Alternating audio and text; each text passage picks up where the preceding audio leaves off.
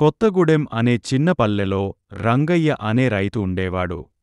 అతనికి చిన్న చిన్న పొలాలు, 2 ఎద్దులు తప్ప ఇంకేమీ లేవు. కాని కష్టానికి మాత్రం పేరు. తెల్లవారుజామునే లేచి, ఎద్దులు, ఎగర్రా, పొలం దున్నుకుందాం అని పాడుతూ బయలుదేరిపోతాడు. ఏరా, రంగయ్య బతుకుచూడు, ఎంత కష్టపడుతున్నాడో. కాని ఏదో చిన్న పంటే వస్తోంది. మనం తక్కువ కష్టపడి మితిమీరిన డబ్బు సంపాదిస్తున్నాం. ఆ ఊర్లో వీరన్న అనే ధనవంతుడు ఉండేవాడు. అతనికి పెద్ద పొలాలు, బంగారు ఆభరణాలు. సమస్య మొదలవుతుంది ఒక సంవత్సరం. ఆ ఊరికి భయంకరమైన ఎండ. బావులు ఎండిపోయాయి, వాగులు వాడిపోయాయి.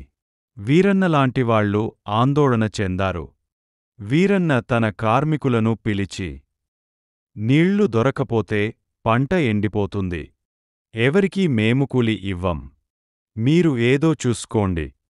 రంగయ్య మాత్రం భయపడలేదు. అతను తన పొలంలో రాత్రింబవళ్ళూ కష్టపడి చిన్న చిన్న కుంటలు తవ్వాడు.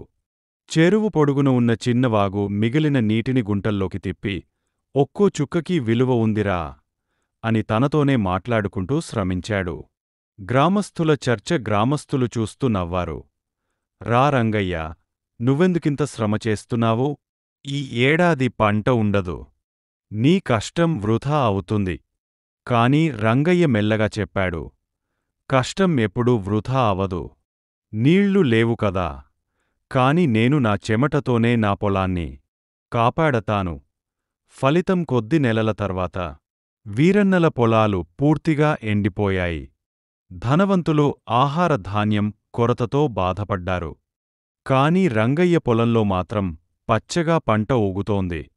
ఆ సమయంలో వీరన్న వచ్చి, రంగయ్య, నీ పంట అద్భుతంగా ఉంది, ధాన్యం అమ్ముతావా? రమాకు కొంచెం